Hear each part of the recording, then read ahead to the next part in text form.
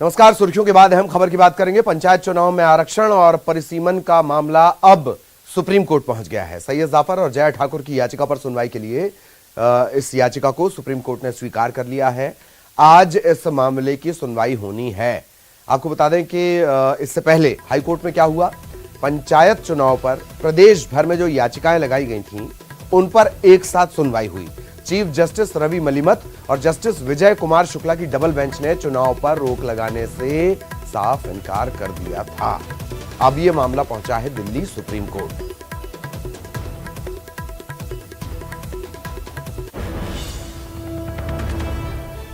तो supreme court में आज यह महत्वपूर्ण सुनवाई होनी है पंचायत चुनाव को लेकर। इन सब के बीच पंचायत चुनाव को लेकर सारी तैयारियां और चुनाव आयोग ने अपनी जो प्रोसेस है, कार्यवाही है, वो शुरू कर दी है। और सुशील हमारे साथ जुड़ेंगे। सुशील से हम विस्तार से जानकारी लेंगे। सुशील, आपको नजर आ रहे होंगे। सुशील, कितने बजे ये सुनवाई? हाईकोर्ट मना कर चुका है कि रोक तो नहीं लगाएंगे। अब मामला सुप्रीम कोर्ट में, इधर चुनाव आयोग ने अपनी प्रोसीडिंग शुरू कर दी है। आज महत्वपूर्ण सुनवाई, कब, क्या अपडेट?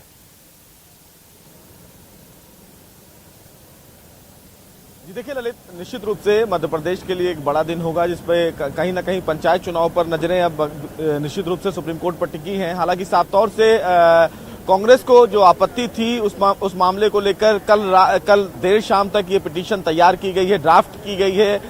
इस पूरे मामले में तनखा साहब लगातार नजर बनाए हुए थे। हालांकि आज इस पूरे मामले पे सुनवाई है। लगभग 12:30 बजे के आसपास जस्टिस खानविलकर की बेंच इस पूरे मामले की सुनवाई करेगी।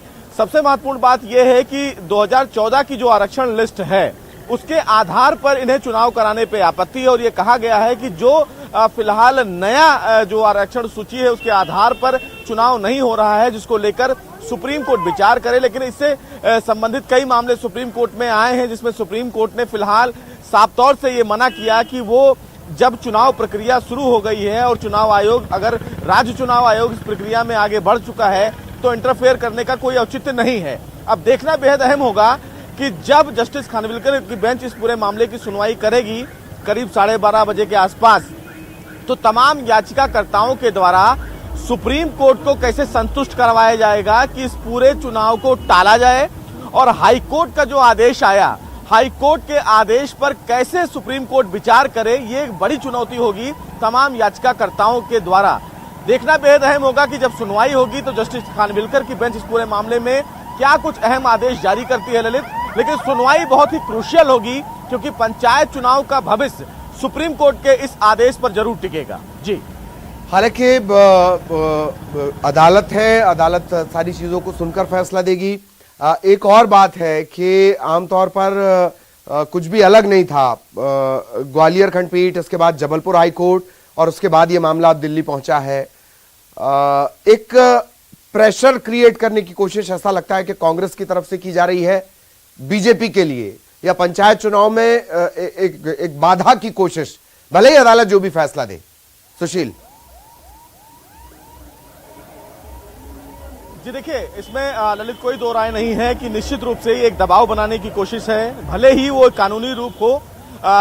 हाईकोर्ट जब ये पूरा मामला पहुंचा, हाईकोर्ट ने इस पूरे मामले में विस्तृत सुनवाई की, जैसा आप अभी बता भी रहे थे कि तमाम याचिकाओं को एक साथ उन्होंने क्लब किया और उसके बाद एक विशेष आदेश दिया। उस आदेश से कहीं ना कहीं लोग संतुष्ट नहीं थे। उनके पास ये संवैधानिक अधिकार है कि वो ऊपरी अदालत में अप्रोच करें।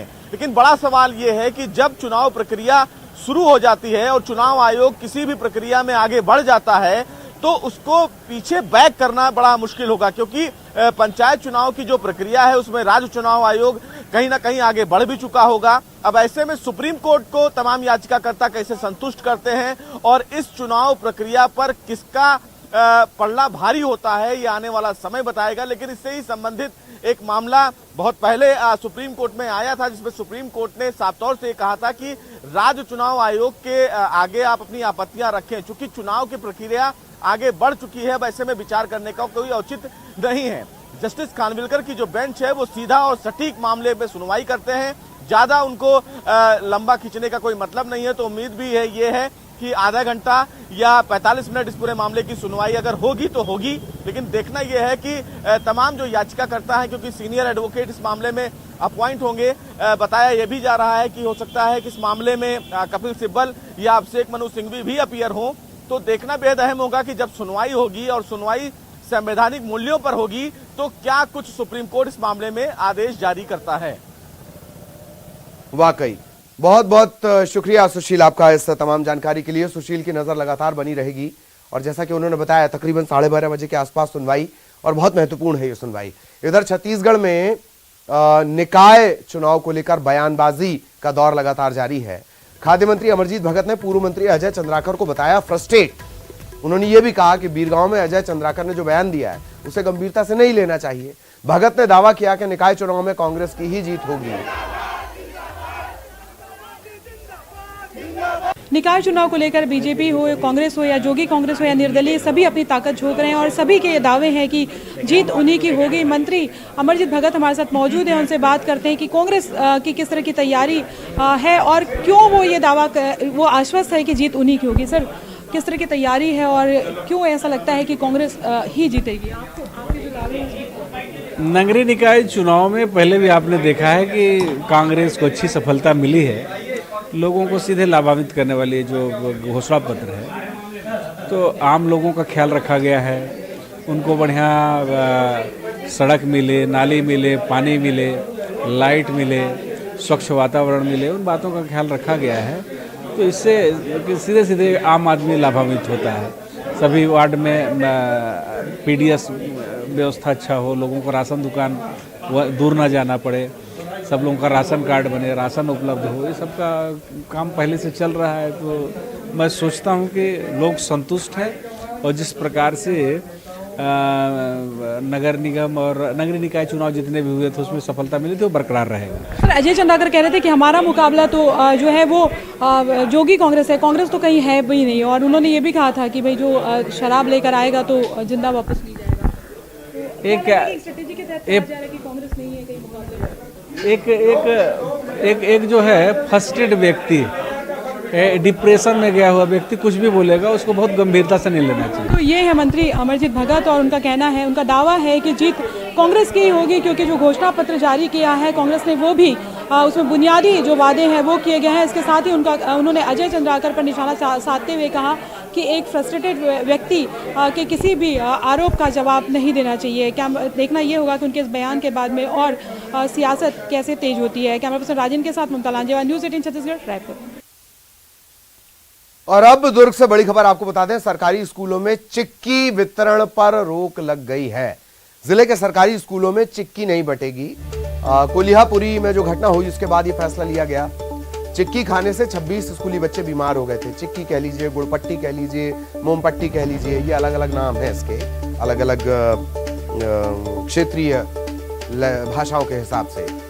तो चिक्की खाने से 26 स्कूली बच्चे बीमार पड़ गए थे। स्कूलों के बाहर ये आमतौर पर मिलती है, सरकारी स्कूलों के बाहर खास तौर पर। मामले में प्रधान पाठक निलंबित किए गए, 4 शिक्षकों की वेतन वृद्धि रोकी गई है और अब नहीं मिलेगी चिक्की।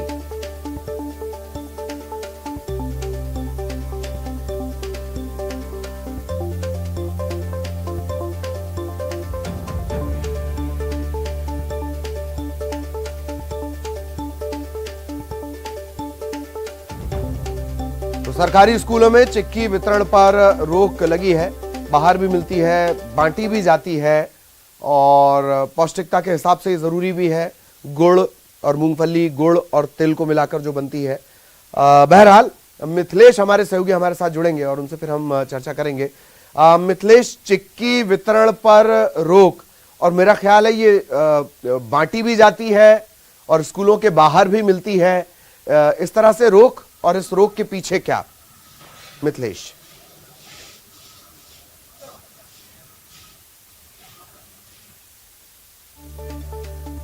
चलिए फिर से हम मिथिलेश से सवाल करने की कोशिश करेंगे। कुछ तकनीकी दिक्कत है। ये मामला आपको बता दें कि कोल्हापुरी का ये मामला है। चिक्की खाने के बाद 26 बच्चे बीमार हो गए थे। प्रधान पाठक निलंबित किए गए, 4 शिक्षकों की वेतन वृद्धि रोकी गई और फिर यह फैसला लिया गया कि नहीं साहब, चिक्की नहीं बंटवाना है। लेकिन गुड़पट्टी, मोमपट्टी, चिक्की, ये पौष्टिकता के लिहाज से बहुत जरूरी है। गुड़ मूंगफली या गुड़ और तिल को मिलाकर एनीमिया के मामले में, पोषण के मामले में यह बेहद महत्वपूर्ण हो जाती है। अब उस पर इस तरीके से रोक लगा देना, उसका विकल्प क्या? अगर वितरण व्यवस्था सरकारी है तो उसका विकल्प क्या? और अगर बाहर से बच्चा खरीद कर खा लेगा तो आप उसे रोकेंगे कैसे? ये तमाम तरह के सवाल हैं। मिथिलेश एक बार फिर हमारे साथ जुड़ रहे हैं। मिथिलेश के पास आपको लिए चलेंगे, उनसे हम और ज्यादा जानकारी लेंगे। और मिथिलेश आपको नजर आ रहे होंगे। मिथिलेश, चिक्की वितरण पर रोक, पूरी जानकारी।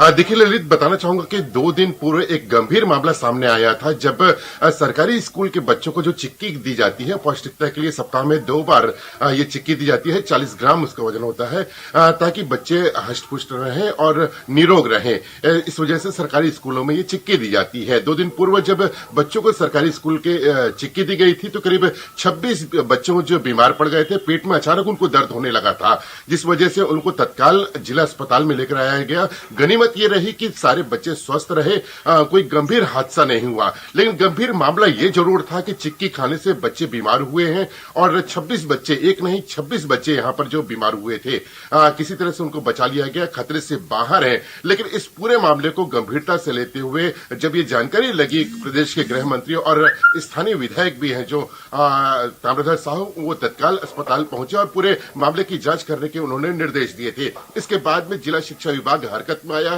सबसे पहले उसका सैंपल जो है वो जांच के लिए लैब भेजा गया है। उसके बाद में जो जिले के 926 स्कूल है वहां पर चिक्की वितरण पर रोक लगा दी गई है। इसके अलावा जो प्रधान पाठक है और 4 जो शिक्षक है, उनको कहीं न कहीं लापरवाही मानते हुए प्रधान पाठक को निलंबित कर दिया गया है। वहीं 4 जो अन्य शिक्षक है उनकी वेतन वृद्धि रोक दी गई है। और इसके अलावा जो है जब तक रिपोर्ट नहीं आ जाती तब तक ये चिक्की का वितरण बंद रहेगा। तो सबसे गंभीर मामला था, अभी एक्शन में आया है विभाग। और देखने वाली बात ये होगी कि आखिरकार लापरवाही कहां हुई, क्या चिक्की में लापरवाही थी या फिर उसके वितरण में लापरवाही थी, तो ये जांच के बाद में ही स्पष्ट हो पाएगा। तो इस तरह से ललित 2 महत्वपूर्ण बातें ये हो जाती है कि शिक्षकों को निलंबित किया गया है, वेतन वृद्धि रोकी गई है और वितरण पर रोक लगाई गई है।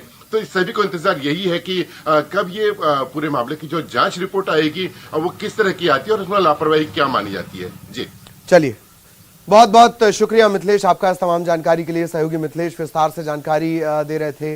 रोक लगा दी गई, ये अच्छी चीज है, होना भी चाहिए, पर उसका विकल्प क्या है, इस पर भी विचार होना चाहिए। अगली बड़ी खबर रायपुर से, राजभवन वर्सेस सरकार।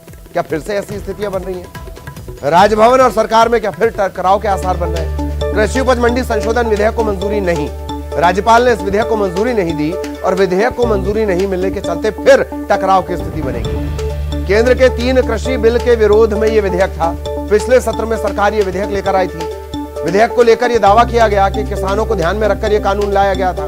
इसके बाद ये राज्यपाल के पास भेजा गया और अब राज्यपाल ने इसे मंजूरी नहीं दी। चलिए थोड़ा सा इतिहास में चलते हैं। नगर पालिका, नगर पंचायत बनाने का मामला, इसे लेकर राज्यपाल ने कहा कि कभी भी वो इसे बदल सकती हैं, निरस्त कर सकती हैं। तो बघेल साहब ने सवाल पूछा कि जो नियुक्तियां हैं वो छत्तीसगढ़िया की क्यों नहीं हो रही? इससे पहले भी इस तरह की स्थितियां बनी हैं। एक जांच रिपोर्ट को लेकर भी इस तरह की स्थितियां बन गई हैं। तो ये लंबा सिलसिला है, ये 1-2 घटनाएं नहीं है, ये लंबा सिलसिला है। क्या फिर वही टकराव की स्थिति?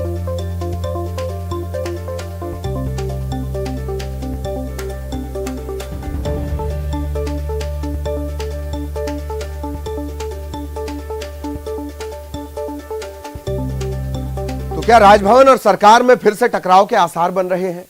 बयानों के सिलसिले ऐसे हैं और इस टकराव की अपनी एक अलग हिस्ट्री है, इसका एक इतिहास है। इस वजह से ये सवाल पूछा जा रहा है।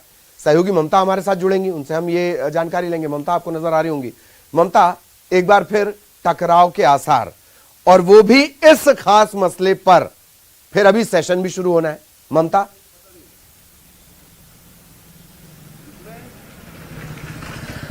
बिल्कुल, देखिए मंडी संशोधन विधेयक लेके आई थी पिछले शीतकालीन सत्र में राज्य सरकार, और उसके बाद में राज्यपाल को भेजा गया था इसको लेकर, इसकी मंजूरी को लेकर, लेकिन अब राज्यपाल ने इसे लौटा दिया है क्योंकि जो विधि विभाग ने जानकारी विधानसभा को भेजी है उसमें इस बिल का कोई उल्लेख नहीं है।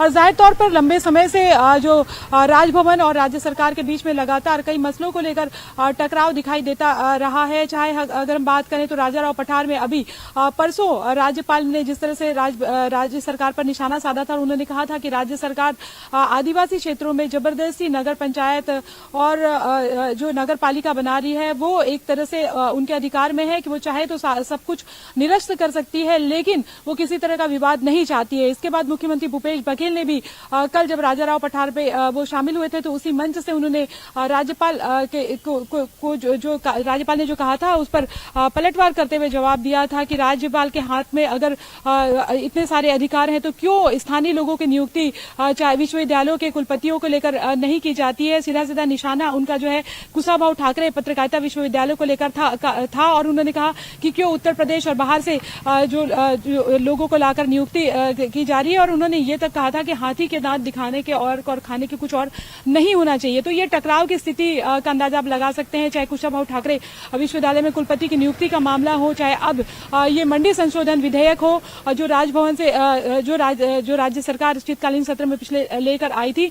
तो देखना ये होगा कि आने वाले समय में इसको लेकर क्या होता है, लेकिन फिलहाल अगर ये इसको लौटाने के बाद में ये है कि हंगामा होने के और आसार है, राजभवन और राज्य सरकार के बीच में टकराव और बढ़ेंगे। हालांकि ये बिल उस समय लाया गया था जब केंद्र सरकार ने 3 कृषि बिल जो है वो लाए हुए थे और अब तो वापसी हो गई है, लेकिन इस बिल को लेकर जो राज्य सरकार है उनका कहना था कि ये किसानों के हित में है और केंद्र ने जो बिल लाया है वो किसानों के हित के खिलाफ है और ऐसे में हम अपने किसानों को सुरक्षित करना चाहते हैं और यही वजह है कि राज्य में ये बिल लाया गया था। ये जब बिल लाया गया था उसके बाद भी राजभवन और राज्य सरकार के बीच में लगातार टकराव की स्थिति जो है वो देखी गई थी। जी चलिए, बहुत बहुत शुक्रिया ममता आपका इस तमाम जानकारी के लिए। सहयोगी ममता विस्तार से जानकारी दे रही थी। इस टकराव पर भी पूरी नजर रहेगी, क्या वाकई ये टकराव है। फिलहाल एक छोटे से ब्रेक के लिए हम रुकेंगे, लेकिन ब्रेक के बाद एक और त्यागी, बहरहाल ये त्यागी नहीं है मसला। मलयाली फिल्म निर्माता हैं, निर्देशक हैं अली अकबर और उनकी पत्नी, वो इस्लाम धर्म छोड़कर सनातनी होने की राह पर हैं और इसकी वजह जुड़ी हुई है सीडीएस जनरल बिपिन रावत से। दरअसल टाइम्स ऑफ इंडिया की खबर के मुताबिक सीडीएस जनरल बिपिन रावत के निधन के बाद कई जगहों से सीडीएस बिपिन रावत के मौत के इस्लामिक सेलिब्रेशन की खबरें आ रही थी। इसके चलते डायरेक्टर अली अकबर ने इस्लाम धर्म छोड़ने का फैसला किया है। फेसबुक पर उन्होंने, सोशल मीडिया पर उन्होंने ये बात साझा की है और वो कह रहे हैं कि वो और उनका परिवार हिंदू धर्म अपना रहा है। वैसे इनका इतिहास बड़ा पुराना है। अली अकबर ने पहले भी फेसबुक पर एक वीडियो पोस्ट किया था। बिपिन रावत की मौत का मजाक बनाने वाले इस्लामवादियों की उन्होंने आलोचना की थी। अली अकबर ने उस फेसबुक पोस्ट पर लोगों ने कई अभद्र कमेंट्स भी किए थे। इसके बाद उनका अकाउंट 1 महीने के लिए सस्पेंड भी हुआ था। अकबर ने एक और नया अकाउंट बनाया, अब इस्लाम छोड़ने की घोषणा भी की है। ये भी कहा कि इमोजी लगाने वालों के खिलाफ 5 मिनट बोलने के लिए उनका अकाउंट ब्लॉक कर दिया गया। ये स्वीकार नहीं है, अब मैं अपना धर्म त्याग रहा हूं। समाचार पत्र से उन्होंने तमाम बातें कही हैं, लेकिन उनकी हिस्ट्री लंबी चौड़ी है। हिस्ट्री दरअसल ऐसी है कि वो इससे पहले जब चुनाव हुए थे तब भी उनकी सियासी नोकझोंक की खबरें जो थी वो चर्चा में बनी थी।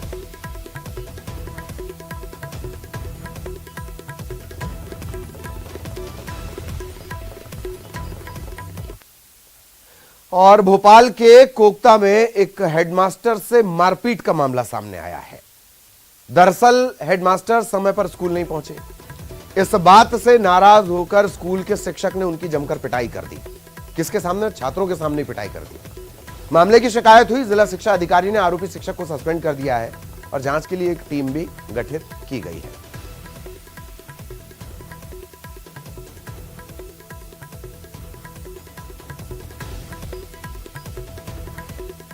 तो हालांकि शुरुआती तौर पर यह नजर आता है कि भाई कोई देरी से नहीं आया, उसके बाद उसके साथ मारपीट कर दी जाए, पर एक शिक्षक हेडमास्टर को मारे और वो भी सिर्फ इस वजह से कि हेडमास्टर साहब टाइम पर नहीं आ रहे। आमतौर पर शिक्षक टाइम पर ना आए तो हेडमास्टर का गुस्सा जायज है, पर एक हेडमास्टर इसलिए पीट दिया जाए क्योंकि वो टाइम पर नहीं आ रहा। पीटने वाला कौन? शिक्षक। ये सिर्फ इतना ही मामला नहीं है।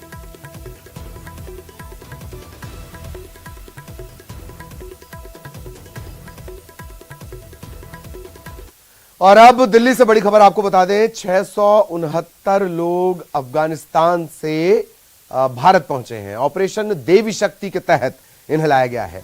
इसमें 448 भारतीय और 206 अफगान नागरिक हैं।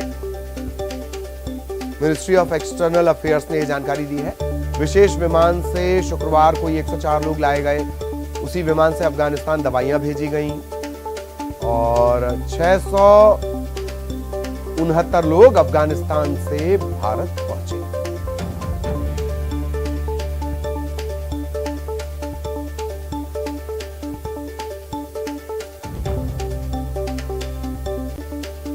सागर के सेंट फ्रांसिस सेवाधाम आश्रम में रह रहे बच्चों को कथित तौर पर प्रतिबंधित मांस खिलाने के मामले में राष्ट्रीय बाल आयोग ने संज्ञान लिया है। एसपी को नोटिस जारी कर 48 घंटे में कार्रवाई का आदेश दिया गया है। आश्रम में रह रहे 2 बच्चों के परिजनों ने यह शिकायत की कि बच्चों को प्रतिबंधित मांस खिलाया जा रहा है। कैंट थाने में शिकायत की गई थी। पुलिस ने जांच भी शुरू की थी। राष्ट्रीय बाल आयोग ने अब इस मामले को संज्ञान में लिया है।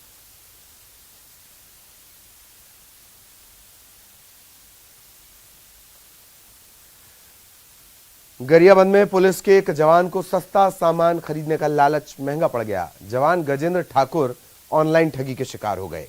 गजेंद्र के मुताबिक फेसबुक पर उसकी एक युवक से दोस्ती हुई। इसने खुद को होलसेलर बताया और ब्रांडेड कंपनी का सामान सस्ते दाम पर उपलब्ध कराने का भरोसा दिया और गजेंद्र को 50,000 का कैमरा 20,000 में दिलवाने का लालच दिया।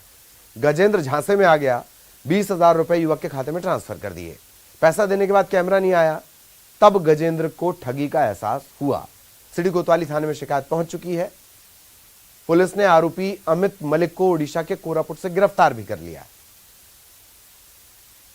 द्वारा अपना मोबाइल के माध्यम से गूगल पे के माध्यम से अपना खाता नंबर दिया, जिसमें उसने 20,000 ट्रांजैक्शन किया और उसके बाद फिर वो ट्रांजैक्शन होने के पश्चात कैमरे की डिलीवरी नहीं हुई, जिससे प्रार्थी परेशान होकर फरवरी 2021 में 420 अज्ञात मोबाइल नंबर के धारक के विरुद्ध अपराध पंजीबद्ध किया गया। बाद में फिर उसका लोकेशन वगैरह निकालने के पश्चात वो नंबर जो है उड़ीसा के जिला कोरापुट के कोटपाड़ थाने क्षेत्र का पाए जाने से वरिष्ठ अधिकारियों के दिशा निर्देशन पर परसों टीम भेजी गई थी और जिसे कोटपाड़ से पुलिस को अपने अभिरक्षा में लेकर गिरफ्तार की। और इस बुलेटिन में इतना ही। खबरें जारी रहेंगी।